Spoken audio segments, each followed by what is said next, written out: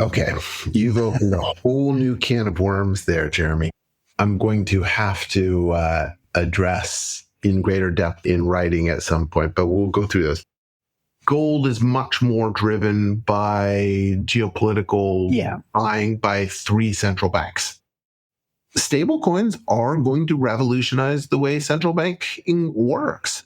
You're no longer going to have a monetary policy made by managing bank reserves. The UK, fortunately, has plenty of energy resources. It just chooses not to use them. The UK has locked in a government that is very much in that derangement camp. And I think, unfortunately, there's a good likelihood it's going to get a lot worse.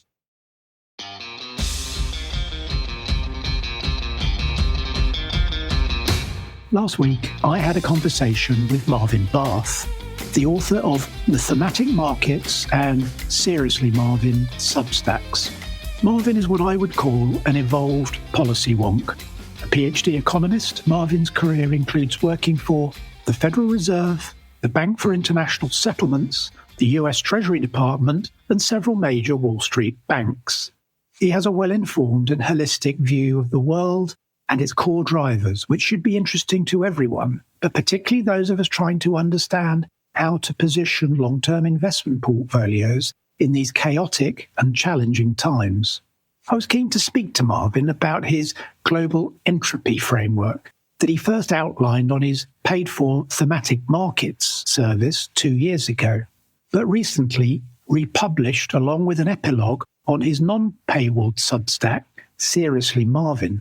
In a wide-ranging discussion, which I found a challenge to edit, we discussed what global entropy is and how it has commonly been interpreted by differing versions of cognitive dissonance and derangements among the universalist liberal elites. As ever, what you are about to hear is not any kind of advice, but purely for your enjoyment and hopefully entertainment. Please take personal financial advice before investing a penny of your money in these crazy markets. And with that said, please enjoy my conversation with the maverick, Marvin Barth.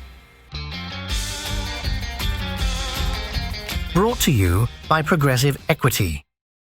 Can we just start with you telling me a bit about your background and your journey into becoming such a recognized name in macroeconomics and policy studies? I was fortunate to be born into a family of parents who loved me and who nurtured me and really put a value on education. I grew up in a small agricultural town in California where most of my peers were working class or farmers, as opposed to my father, who was, a scientist. And I think that gave me a very different perspective. And I went to university, didn't really know exactly what to do, sort of fell into economics through happenstance, graduated from university, didn't have a job. I graduated in the first so-called jobless recovery in the US back in 1992. Finally decided, I really need to get on with my life and went for a PhD in economics. And I ended up starting out the Fed, which was a great place to start because they really train you well. I worked in the international division. It was an interesting opportunity. They also sent me for a year to be an economist at the Bank for International Settlements in Basel, Switzerland, which gave me a good perspective on how other central banks and international institutions worked. After coming back to the Fed, I sort of thought I was approaching the flat part of the learning curve, decided to go to markets. One of my mentors from the Fed had left a couple years before and had suggested if I ever wanted to leave to call him first. So I did. And a few weeks later, he mentioned there was a job available for me. This was at Citigroup in London. Went to markets for a few years. Another interesting opportunity came along after a while to go back to Washington, this time as a political appointee in the Bush administration, being the primary advisor to the Undersecretary for International Affairs, basically the deputy finance minister on dollar policy and economic policy. So that sounded fun. And then went on back to markets on the buy side of markets, working for a distressed debt fund, unsuccessfully launched my own macro fund, which was an interesting experience to sort of learn to manage risk, or how not to, rather, in my case. One of the things that was a great learning experience for me, and I think is really valuable for anybody who's thinking about this, and you'll really only ever know it until you do it, is that there's a tremendous difference between being right and managing risk. So realistically, if you go back and look at all my trade ideas, all my theses at the time, the vast majority of them were correct. But I mismanaged my risk in terms of taking out too much leverage, my timing, not obeying my stop losses, things like that. All the classic sort of rookie trading errors that your emotions take over and make you do stupid things. So is this when you acquainted yourself with David Dredge? Because I know you know him. David and I actually met later through a good friend of mine, Mark Farrington, who was one of my... Oh, yes. Yeah, he's on your podcast, isn't he? Yeah, and so Mark... Okay. Who's also in Asia by the sound of things. I don't know. Yeah, Mark and David worked together at Bankers Trust back... yeah, okay. So they've known each other a very long time. After that, I went back to the sell side for a while. I was leading foreign exchange and emerging market research at Barclays. And at some point, got a little bit bored with that and decided to try doing this on my own. So that's how I find myself here. So you broke loose and went plural on Substack. Yeah. I have two different Substacks, as you allude to. My main one is Thematic Markets, which is my sort of institutional grade research. But my fiance suggested, you have all these crazy ideas all the time that you never get a chance to... Stop bugging me with them and publish them. No, almost seriously, I kid you not. Yeah. Like, why don't you just write those down and do like a... Leave me alone with those crazy ideas, Marvin. And it is aptly named for what it is. She came up with the name too. It's Seriously, Marvin? Yeah. I love it. If you want to just test the waters, you can read Seriously, Marvin, if you want. Which I have been. What have been the major influences on your work and your, I guess, really your worldview? What is the ideas, the mentors, and the other factors that have sort of influenced your analytical framework? One of the things I see as sort of my key advantages in my analysis is that I'm able to look at problems from lots of different perspectives that very few people have common to me. So you got a holistic view. Yes. The other thing is that it goes back to, importantly, my father is just a very curious person. And I mean that in both senses of the word curious. In the first sense that he himself is very curious, but in the second that he's a little bit odd. So, this is a guy who spent 22 years in the Air Force, and he basically used the Air Force to fulfill his intellectual thirst. He has a BS, an MS, and a PhD in electrical engineering. He has a Juris Doctorate. He has an MBA. He's a CPA. And if he'd had more time, I mean, he is still alive, thankfully, but realistically, I think he would have tried to go to medical school. He's just unbelievably intellectually curious. And I've always been instilled with that from him. So I'm always looking at, why does this work that way? Or what could go wrong in this situation? I think that combined with my broader sort of unusual path here is sort of what is crucial and critical to the way I think. What is global entropy? What I'm referring to is what a lot of people talk about as sort of the breakdown of the post-war liberal order, the rules-based international order. But those phrases to me are somewhat uninformative. They're sort of like a description of what happened. Global entropy is indicating that this is a natural process. All organizations, all ordered systems eventually succumb to entropy. That is, they naturally dissolve. And each one does so in a very unique, disordered way. And so only by recognizing that this is a natural process that has a great deal of uncertainty around it, can we properly focus on what are the contributing factors that are increasing the speed or slowing that pace of entropy. Quite long piece I wrote about 2 years ago at Thematic Markets. I re-released it on Seriously Marvin as a sort of 10-piece sequence plus a sort of epilogue 2 years later, what I've learned. Really, the post-world liberal order was an unusual period of holding back the inevitable global entropy. What was apparent to you at least 2 years ago when you wrote that piece seems to be more broadly apparent to other people. Yeah, it's interesting you put it that way. So I wouldn't say that the creation of the order was unusual. Humans have been creating orders ever since. You can go back a century before, and we had Pax Britannica, right? We had a global order that was effectively created by Britain. And, in many ways, Britain was far more powerful. Let me get my Union Jack. I'll just wave it for you. Yeah. It was far more powerful than the U.S. in terms of it was the largest empire ever. Sure. But it wasn't a complete hegemon in the way the U.S. has been, certainly in the final decades of the post-war liberal order. Everything is a consequence of something else. And the post-world liberal order is a consequence of the amazing events of World War I and World War II that have delivered what you and I have been born into, thinking was the lines on the map were there forever, and that the organizations that kept those lines on the map would also be there forever. But that's not the case. It also was the inheritor of that Pax Britannica, right? Yes. Built directly on the UK's former global order. And exactly to your point, it has broken down. And what I thought was really interesting about the way you framed your original question around it was this idea that somehow 2 years ago, I noticed this, and this was really ahead of the curve, and now everybody's noticing it.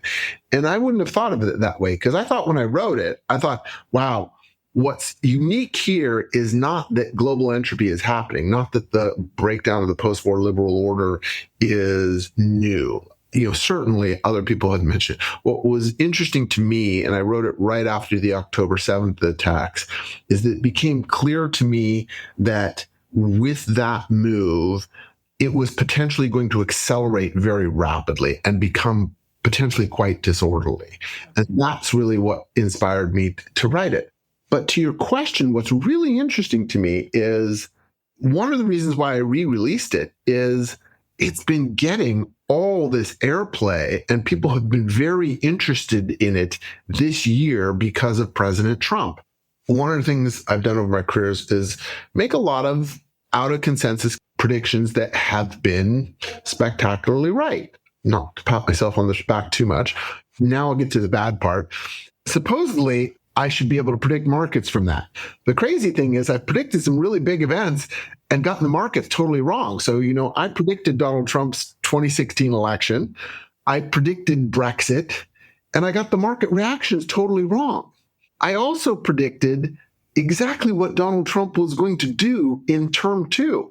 And yet, I again got the market reaction entirely wrong. It relates exactly to your framing. So back in 2016, I saw what Donald Trump meant, that he was not the end of the post-war liberal. He was basically the church bell announcing its death, right? Yeah. Brexit and Trump, in my opinion, are the outcomes of the operation of global entropy, not their cause. Exactly. And that's the way I saw it. And I thought, wow, this is going to be a wake-up call for markets. We're going to have a really big reaction. And instead, markets reacted like, oh, a Republican who wants to cut taxes and goose the economy just got elected. Yeah. And then 8 years later, I thought, well, everybody knows what this guy means now. Sure. Yeah. And so when Liberation Day came along, I thought, surely people expected this, understood this. Yeah. And yet they've instead reacted then like I expected back in 2016. And the whole world, Marvin, is dominated by derangement syndrome. Whether it's Brexit derangement or Trump derangement, it's the same derangement.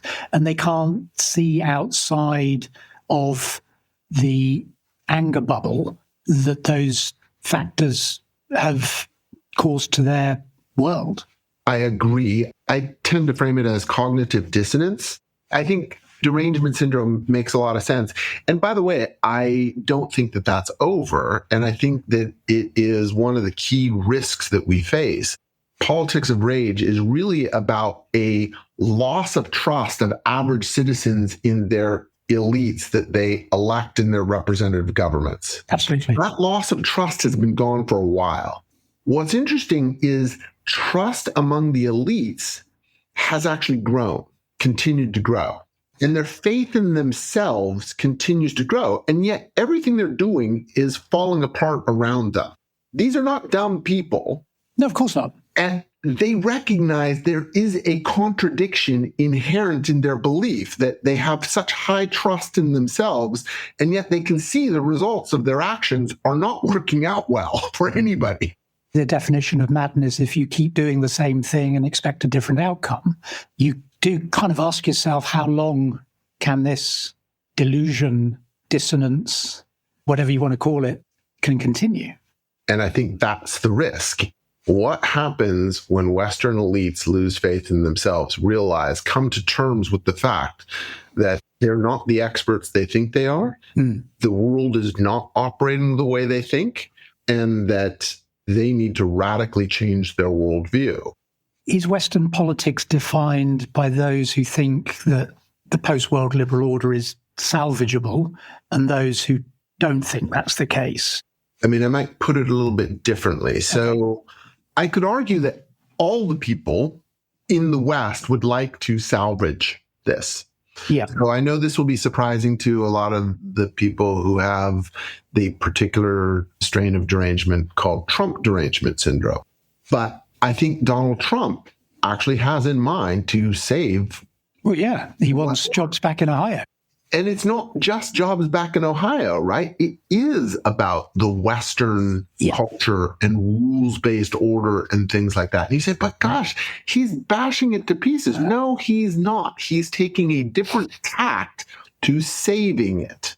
And I think it's important for those who keep saying he eschews every rule of law and otherwise to remember that this guy does keep listening to courts. He does keep writing detailed, highly researched executive orders that adhere to U.S. rule of law, but he has a different view of what those laws say than what many of his opponents do. And I think one of the crucial things there is a lack of recognition of that as a long-standing U.S. tradition. So to me, he is literally the exact second coming of Andrew Jackson.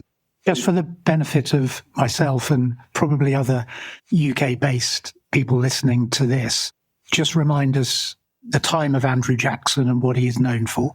Yeah, so Andrew Jackson, I mean, you should be very familiar to the Brits because he kicked your butt in New Orleans in the War of 1812. But we were still top nation, and history is written by the victors, so it's down the memory hole. Exactly. But yeah, so he was a war hero. He was a congressman and actually a the state of Tennessee Supreme Court justice. And he is called the first populist. He is considered the first populist in not just American history, but I think modern democratic history. He ran for president in 1824, lost in a three-way contested election that was decided by the U.S. Congress. Right. It was a really controversial thing. And just like Donald Trump, he said the election was stolen from him. He went on the whole populist bandwagon. He came back and won in 1828 and was the president for 2 terms. And his tenure as president was characterized by a battle of the common man versus the elites. Was a big thing. The second, but I think more to the points that I raised, his view was very much that the executive is the only part of the U.S. government that is elected directly by all the people. So no other position in government has that's elected by all Americans.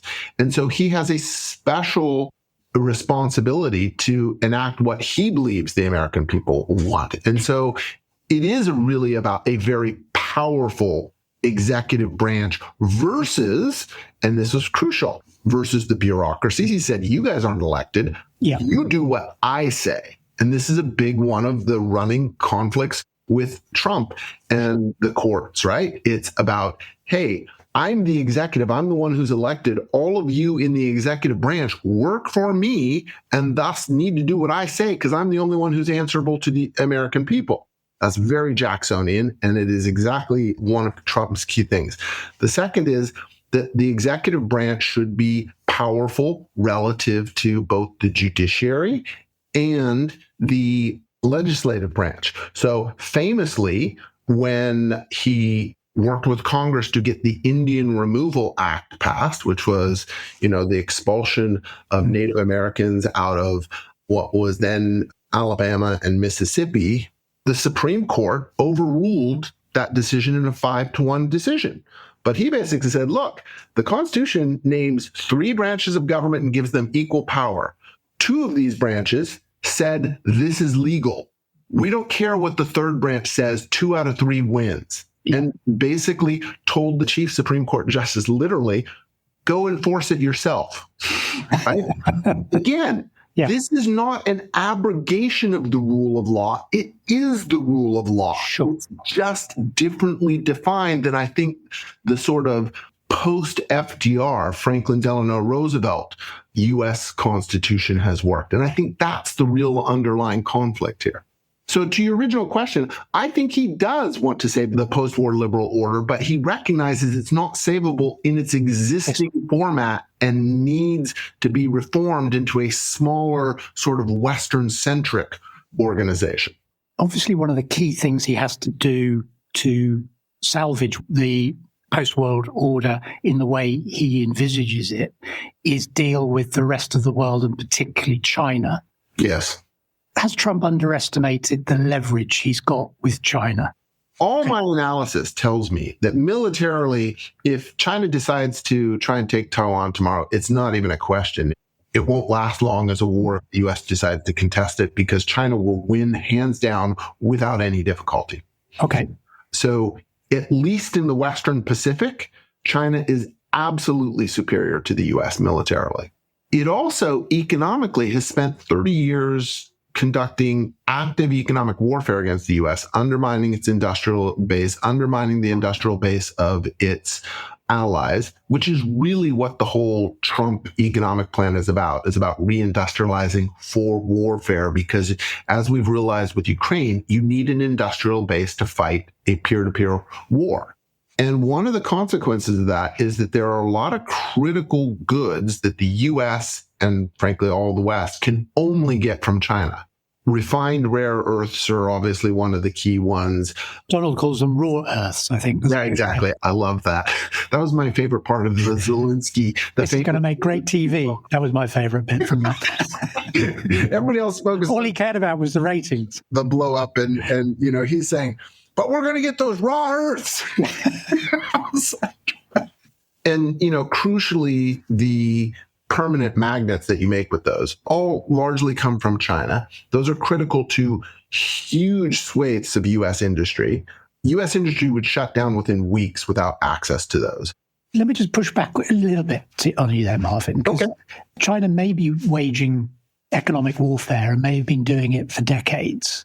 From a U.S. perspective, it's allowed this sort of coming back to this sort of liberal delusion of the post-world order that has gone on for the last several decades. Sort of an arrogance has also involved a dollar-dominant world economy that has made it almost inevitable that the United States economy will have to export its dollars and its dollar assets, and in so doing has sort of set the precursor for allowing all this to happen. Okay, you've opened a whole new can of worms there, Jeremy. I'm going to have to address in greater depth in writing at some point, but we'll go through this. Let me take a step back and first agree with you that, yes, China can't be wholly blamed here because the West did it to themselves. And I would argue it was a Western arrogance, naivety, the arrogance that nobody could possibly ever challenge the West, technically, industrially, or militarily. So, of course, they can be beneficent and give everyone else much better trade deals than they give themselves, spend lots of money sending it elsewhere, open things up, and basically try and buy love around the world. And if you're facing somebody who is seeking to overturn your world order, that is basically giving them a massive opening as to how to do it. It's like, oh, you're going to give me all the tools I need to undermine you? Great, fantastic, let's do that. I think it's absolutely clear that the US and Western nations, through their own arrogance and myopia in terms of not seeing that other people were not really happy with their world order and wanted to supplant it with their own. This view that, and this was a key part of that global entropy piece, is that the West believes everyone accepts its, quote, universal values and wants to promote them. And that's absolutely ridiculous to anybody who's spent any time outside the West. Most of the rest of the world rejects most of those values. Outright rejects them. It's not even like, I'm not so hot about it. It's like, no, I'm sorry, I don't accept that. So the Western naivety really plays a critical role in allowing China to do what it did. So the West shares a lot of blame. That said, what I will take issue with is the sort of dollar dominance thing. This is a view that I quite strongly disagree with. Okay. That I do not think it is necessary for the U.S. to run current account deficits to have dollar dominance. Let's remember that the U.S. was actually a net creditor to the world for the first 4 decades of the post-war liberal order. The dollar was completely dominant during that period as well. There's no reason why the U.S. has to run these deficits. The U.S. runs these deficits, I would argue, much more for both a fundamental and a non-fundamental reason.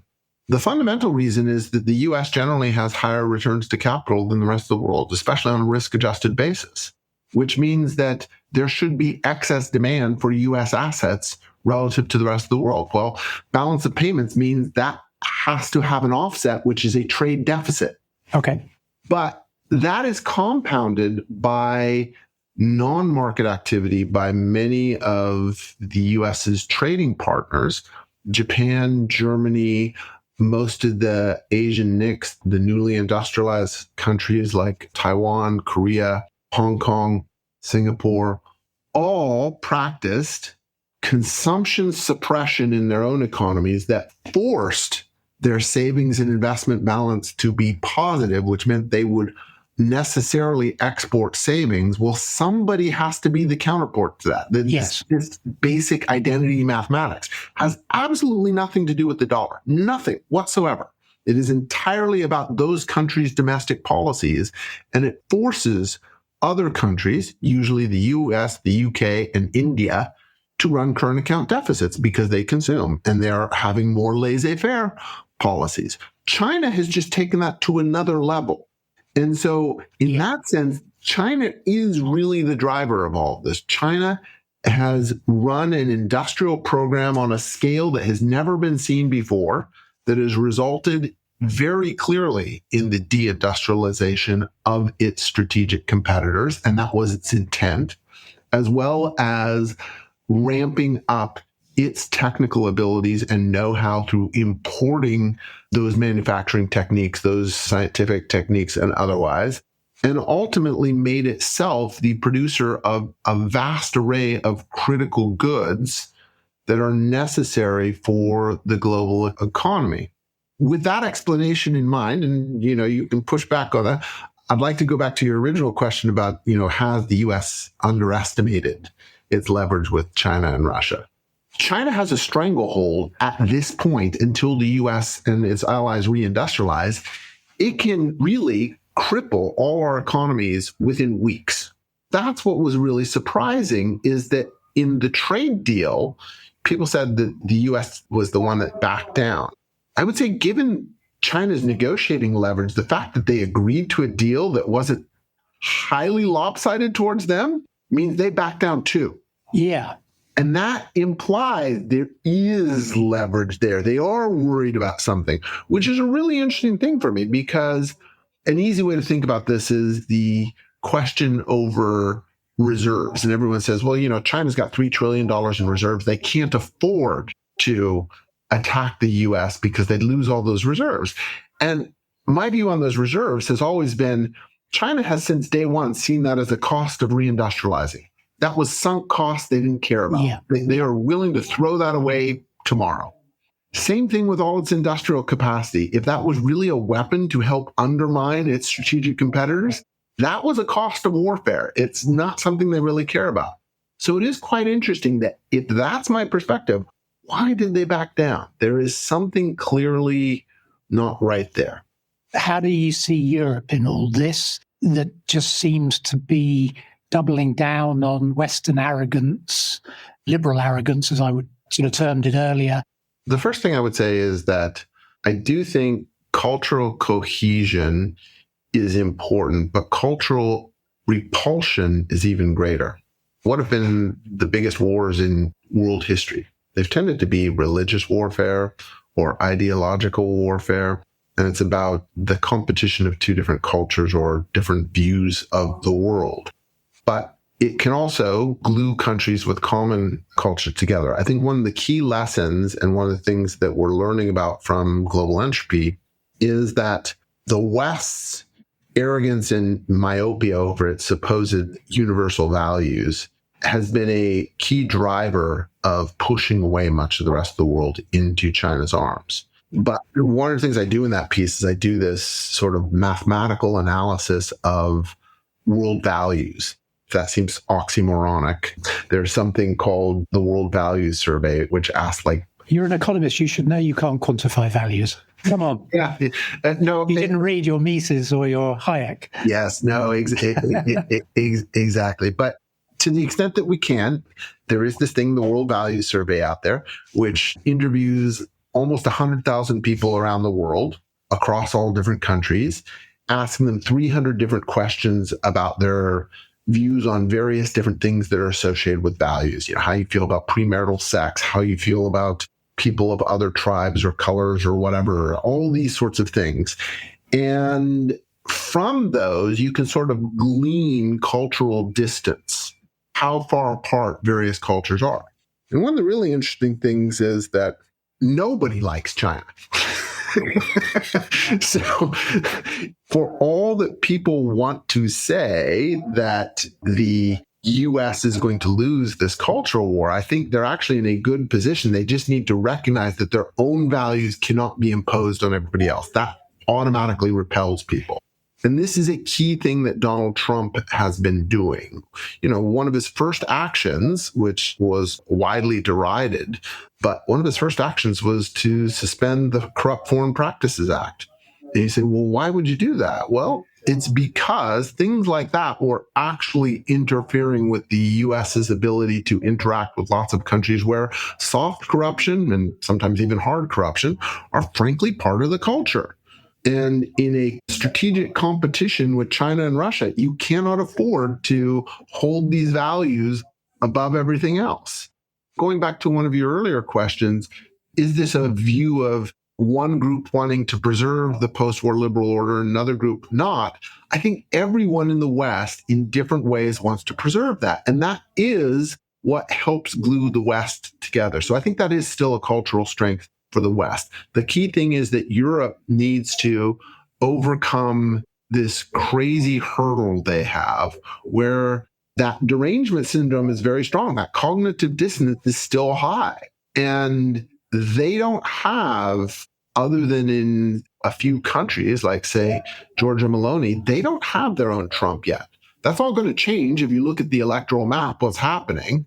But it's going to take a few years. But I think eventually they will get there. One of the questions I had for you, being a former employee of the Federal Reserve and a policymaker in different guises, what is the future of central banking in the Western world? So that is, I think, a very critical one. And I think it gets back to one of your questions earlier about this sort of dollar dominance and the need for the US to provide financial assets to the rest of the world. one of the critical elements to the whole piece of dollar elements, and it's only an element, it's not the sole element, was control of the payment system. So international payments were largely run through SWIFT, which, even though that's actually a European entity, was basically US controlled.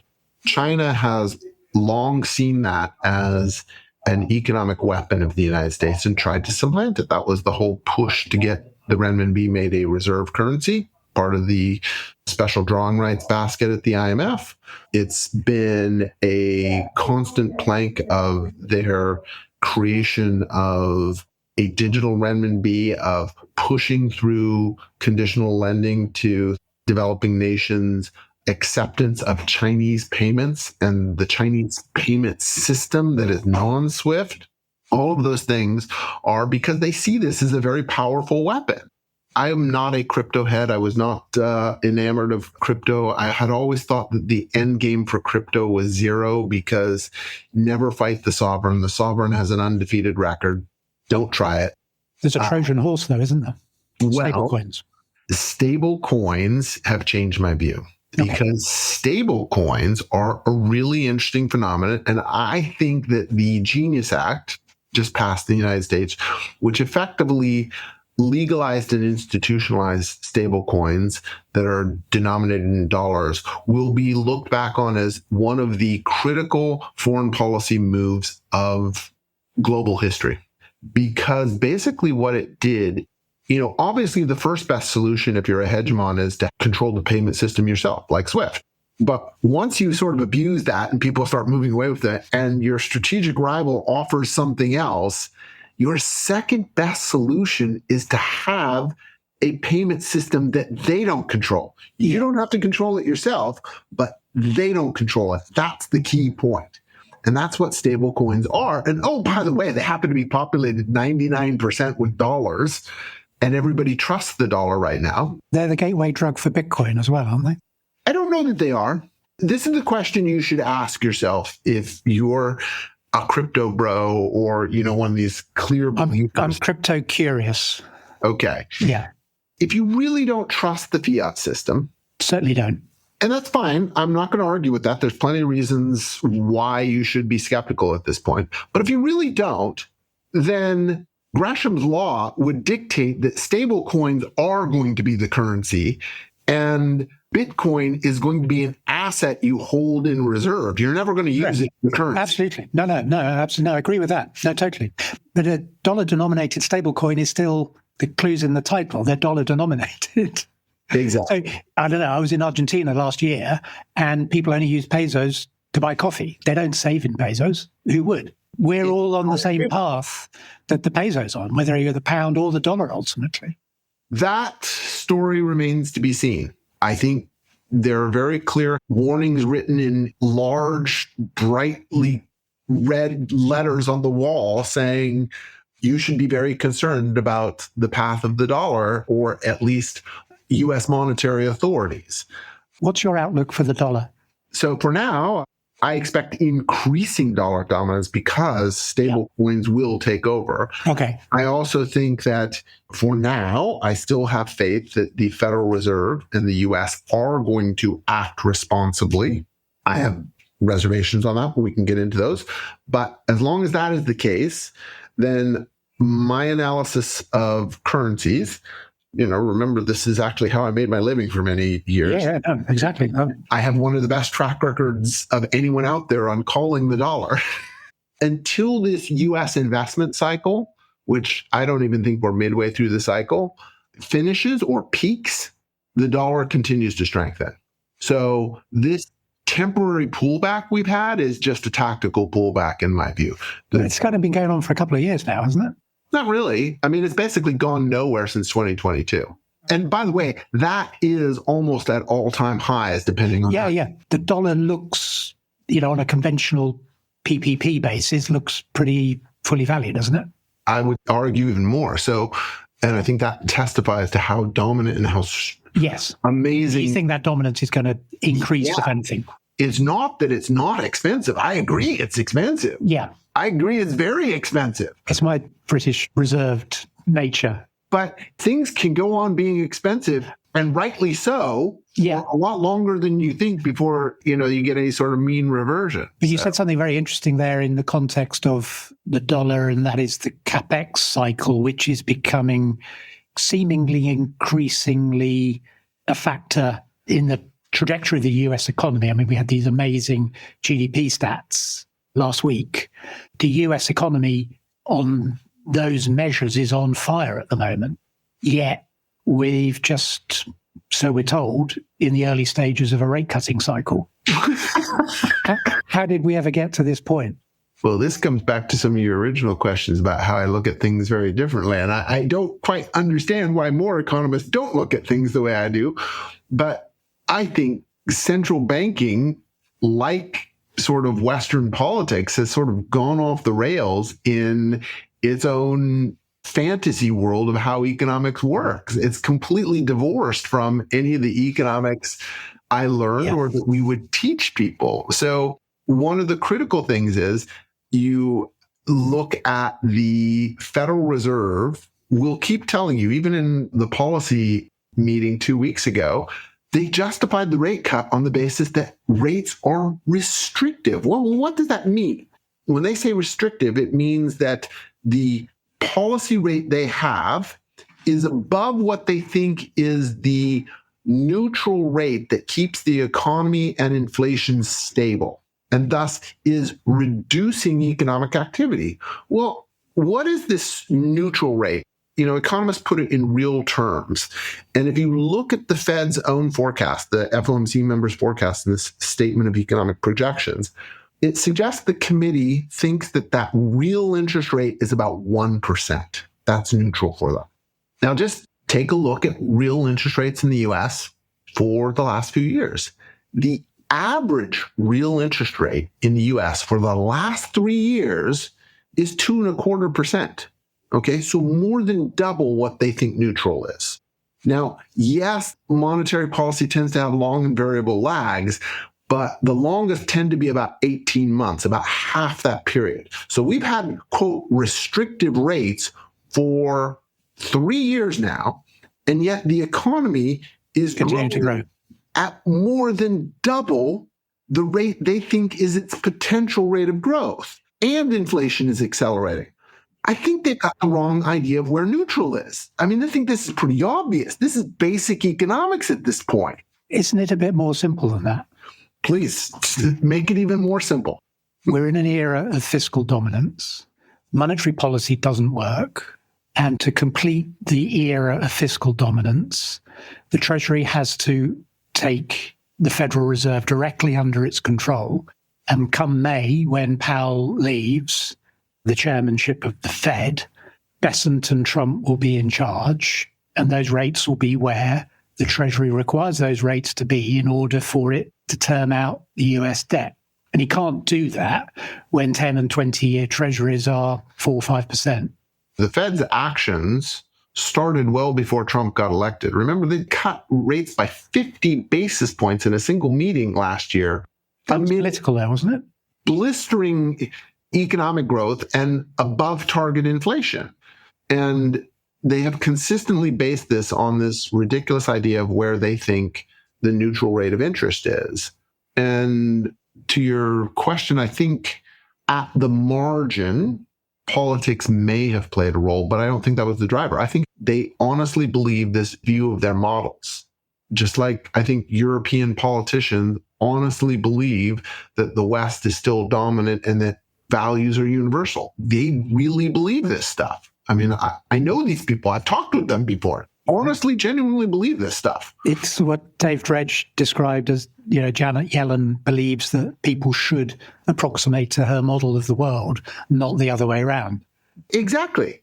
And so the part I don't want to say less worried about because the implications are far more damaging, but I view the probability is less, is this idea of the Trump economic model is to strategically capture the Fed as a financing mechanism.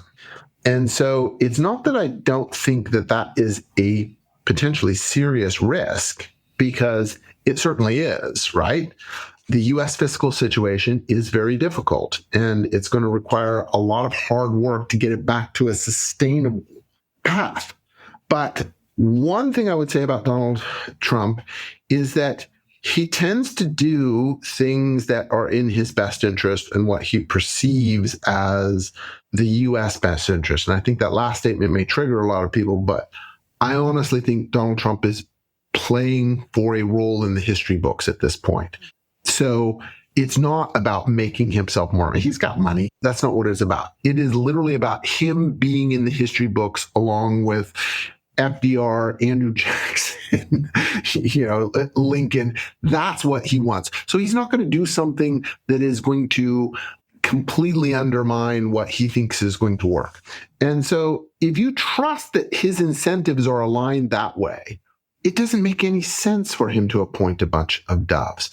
The reason for that is that fiscal dominance doesn't work in a country like the US. A huge share of US debt is owned by foreigners. You could have a Fed Treasury Accord back in the 1940s and 50s because most US debt was owned by the US. The US had high trust, and you could count on US asset managers, pension funds, otherwise, to hold those things and trust that the US was going to work this out eventually. This is the exact same reason why Japan can fund a massive fiscal debt. They fund it all themselves, and they trust themselves. That's not the situation the US faces. So if they move to monetize the debt, goodbye dollar, goodbye inflation, they're all gone, and it'll happen really fast. And someone like now, surely that is why gold is where it is today. That is creeping up the list of things that investors are worrying about. I think that explains some of the gold and much more Bitcoin. I think gold is much more driven by geopolitical buying by three central banks. And it really is only three. If you look at the rest of the world, they've actually been increasing their dollar shares. We're talking on a day where gold has now gone through $3,800 an ounce decisively for the first time, and silver's at 47. But the mainstream media narrative around gold is, as we were saying earlier, is now more reflective of your global entropy theory. It's being explained away increasingly as a flight from fear and the worries around fear. I mean, there are snippets of this in places like the Financial Times, for goodness sake. I mean, this is almost unprecedented. It comes back to the point earlier that, your theory of the breakdown of the institution, the post-World War liberal order and the institutions that sustained it seems to be becoming more prevalent. I agree, but I think this goes back to our earlier discussion about people just waking up to these things and also their derangement syndrome. So you mentioned the FT, right? Like the FT, of course, wants to say that this is all Donald Trump's fault because he's the one who's going to monetize. And yet you yourself just alluded that pre-Donald Trump, the Fed was cutting for political reasons. Yeah. I may disagree with that in the main, but it wasn't entirely untrue. And, the broader point is that if this does exist, it was a bipartisan consensus. I am skeptical it will exist. I wrote another piece earlier this year called A Hawk in Dove's Clothing. And it really gets to this point about Trump's incentives. And I will say up front, I don't have high conviction in this. So again, this was something I wrote at Seriously Marvin. I haven't researched this thought. I'm just throwing it out there because this doesn't make sense to me. But if I take that Donald Trump really is interested in preserving his place in history, why would he monetize U.S. debt and cause a hyperinflation and fiscal collapse? That doesn't seem like a good way to, or at least not to make a positive name for yourself in U.S. history books. And when you think about it, he has very strong incentives, especially this spring when inflation actually did dip for a while, to criticize the Fed. Because one, it highlighted the drop in inflation back then that the papers were not covering because Donald Trump promised lower inflation, and lo and behold, there was lower inflation. And he wanted to get credit for that. So, of course, it had nothing to do with him. You and I both know that. But that's his nature. He would take credit for it. And this was a way for him to provoke the papers to talk about it. Hey, inflation's low, the Fed should be cutting rates. Well, inflation's low, but they shouldn't, right? Okay, now the papers have to explain this. The other is that, of course, if things went badly with the tariffs, they're doing unprecedented things. They may have confidence in their plan, but they still have to accept it could go badly. Well, why not set the Fed up to take the blame? Oh, well, if only they had cut rates back, everything would be fine. Yeah. Right? If you think about it, right now, all the incentives align for Donald Trump to bash the Fed and say they should be cutting rates. Yeah. But when you get to next year, when he actually gets to start appointing chairman and other members and actually starts to shape the committee, given the long and variable lags in monetary policy, it's too late to affect the 2026 midterm elections. You're already into that year. Yeah. So actually at that point, especially given that his voters, more so than Democratic voters, hate inflation, it actually behooves him to appoint hawks then. And someone like Scott Bessent, I'm sure, has made it very clear to him this fiscal dominance plan will not work. We have too many foreign investors. It's just not going to work. So that comes on to an interesting question around Scott Bessent, and that he's clearly got a certain reputation in markets, a very good one, I would say. And he definitely seems to be the adult in the room in the new administration. Do you think he's still taken this role and remains, from what you're suggesting, at least half a step, if not one full step ahead of the rest of us? I've met Scott Bessent as a client before. I wouldn't say I know him in any sense, but I was impressed that he is quite thoughtful on macroeconomics and markets. And I'm highly confident that he understands that the fiscal dominance plan is not going to work. We keep hearing these stories about him like getting in fisticuffs with other members of the administration, or threatening it. And he seems to kind of come out on top with Elon Musk and Howard Lutnick. So exactly. So I'm thinking this guy has some political savvy here, and is someone that Donald Trump clearly respects. So that's why I again lean in the direction of thinking that the Stephen Moran vote is not going to be a persistent thing or an indicator of where the Trump Fed is going to end up. And as I said, I don't have high conviction in that view. I worry about it. Do you know what I'm thinking here? What? I think I'm thinking of someone who used to work at the Fed who can't envisage a world where independent central banking can't be a thing anymore. Seriously, Jeremy? Well, what do you think about that? Yes. Look, I think to your theme and your broader theme about the breakdown of the world order as we've known it, why not central banking too? I mean, I have certain admiration for one Javier Milei, but I see the difficulties of actually being a practicing anarcho-capitalist.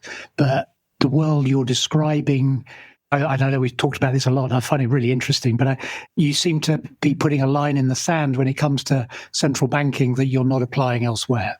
Oh, I do think central banking needs to change, right? Yeah. And that's, by the way, another plank in the Scott Bessent isn't crazy and isn't going to monetize the debt theory, right? That his op-ed on calling for Fed reform was spot on. Agreed. And is exactly the opposite of what you'd say if you wanted them to monetize the debt. He's saying, what the hell are you doing with a balance sheet this large? It makes no sense. You are politicizing yourself. You need to get out of that business. Well, you would never say that if you were interested in monetizing the debt. And he's spot on. So the central banks need to be completely reformed.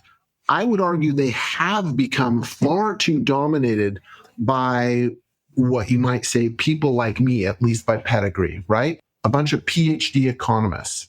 And that's why they all believe in their models and think that their models are more reliable than what the economy itself was telling you. And oh, by the way, we talked about earlier stablecoins. Stablecoins are going to revolutionize the way central banking works. You're no longer going to have a monetary policy made by managing bank reserves, right? You're going to be managing stablecoin reserves. That's a very different thing to try and do. Can we just bring it back to the UK? What's your assessment in this world of global entropy for the UK, its economy and its markets? Yeah, the UK is in unfortunately, I think in a very dire state. It's overly indebted, and I think its problem, like much of the rest of Europe relative to the US, is not just the size of the debt, but its potential growth rate, right? Which has been quite anemic. They haven't seen the productivity growth that you've seen in the United States. And I think a lot of this comes down to, one, not protecting their economy from economic warfare the way the US has moved to do. But the more fundamental issue is, frankly, their over-fascination with net zero and what it's done to energy costs. I mean, this is already a continent that is pretty resource poor. The UK, fortunately, has plenty of energy resources. It just chooses not to use them. So, it does always have the potential to reverse that. But then it also has, to, your derangement syndrome point, the UK has locked in a government that is very much in that derangement camp. And I think, unfortunately, there's a good likelihood it's going to get a lot worse. Because if you remember, the reality is that Keir Starmer is, a protege of Tony Blair. He's on the right wing of the Labour Party, if you can consider that. And he's not doing a great job. He's not popular. And I think there's a real chance that he actually gets taken down by an internal coup, and you get substantially more radical left-wing environmental and universalist values programs that are going to make the UK path much, much harder, are definitely going to make it difficult for it to go out. Now, the potential good news is that every detailed election poll is showing that the Reform Party is absolutely going to clean up, and that the Labour and Conservative parties are not even going to be the opposition party anymore. They're going to fall behind the Liberal Democrats, who are not picking up seats. Labour and the Conservatives have done such a bad job. They are going to put themselves simultaneously into political extinction. And while the Reform Party is, I think, too ambiguous to make strong statements about, and I'm sure has a lot of policies that people will be concerned about, the reality is that they are much more friendly to all those points about energy independence, about being more associated with a Western clique that protects itself in trade terms from its adversaries. And the other critical point, which I think is really underappreciated, and this sort of goes back, by the way, to the discussion about debt in the US and monetary economics, is that populists everywhere have actually been more fiscally conservative than their center-right or center-left peers. So if you look at populist governments across Europe, or the change from center-right, center-left to populist governments across Europe in the last decade, all the populist governments have moved toward more fiscally conservative policies. The poster child for this is Italy, right? The Giorgia Meloni government. I mean, this does not get enough press, but it's absolutely amazing. Last year, Italy had a fiscal consolidation of 3.4 percentage points of GDP. That is one of the largest fiscal consolidations in a single year of any OECD government ever. And why are we not heralding that as an amazing achievement? Now, yes, some of those things were baked in the cake for her ahead of time, but she didn't go out and spend like a banshee or otherwise, right? Give her credit.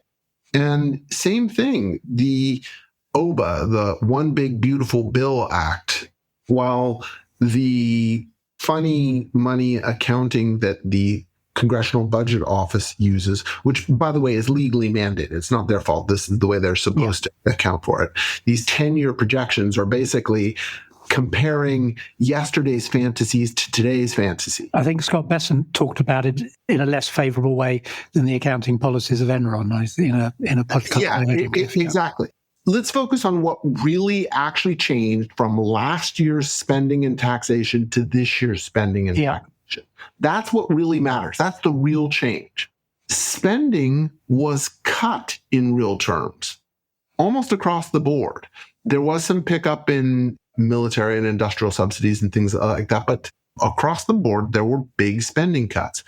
Taxes were only cut for literally the working classes. The only new tax cuts were a cut on taxes on tip earnings, overtime earnings, and Social Security. There was also one corporate one, which was faster depreciation of capital. That supports faster CapEx. It was all for the working class. Meanwhile, tariffs are massively raising revenue. So by my estimates, the fiscal deficit is going to close by about 1 percentage point this year. That's far away from what they need, but at least it's in the right direction for the first time in a long time. Absolutely, yeah. You're a prolific producer of content on Substack. I find your Seriously Marvin and Thematic Markets, to the extent I've had a chance to look at it, fascinating and very interesting. And I'd thoroughly recommend anyone who's interested in the conversation we've had today to take a closer look. What's your ambition for what you're doing on Substack and the sort of this emerging marketplace for ideas that Substack seems to have become? Originally went on to it because I started Thematic Markets sort of as a side gig. I was originally going to do a different business with some friends of mine, and I really started it just because I absolutely enjoy this. Like, I hope it's apparent from this interview. Yeah, absolutely. You have a passion for it, for sure. Then I am just passionate about understanding what's going on, and writing is a nice way to do it, and testing your ideas with analysis. And Substack was a free paywall to me, and I said, I'll just throw it on there. Now this has become my focus, and I'm really trying to build it out as a source where people can really focus on unconventional economic and market thinking that I would argue I have probably one of the best 20 to 30-year track records of anyone in calling the major trends in the global economy and markets. And hopefully that's of value to people, but hopefully it's also, especially something like Seriously Marvin, just helping people make sense of a very difficult to understand world. I will say one more quick thing about Substack in particular, which is that I just published a piece at Thematic Markets today, which is on this sort of contradiction. We discussed earlier that the US data are on fire, except for payrolls, employment, which is largely what the Fed has leaned on in addition to their erroneous view of restrictive rates in driving this latest cut. And yet I just published a piece digging into, what's behind this contradiction? And by the way, one of the interesting things that seems to be driving it is what you might call solopreneurship. Those are not counted in the non-farm payrolls. And indeed, even the household survey does a very poor job, I find, of capturing those statistics. And so basically, people like you and I are not really in those stats, and yet they're an increasing part of the U.S. labor market. And so I think that's a really other interesting part of Substack, and maybe we should close it there. Yeah, I find Substack fascinating, both as a contributor and as a consumer. So thank you very much. And hopefully we can catch up again in the not too distant future. I would love to. And thank you for having me on. This has been a real pleasure. Thank you.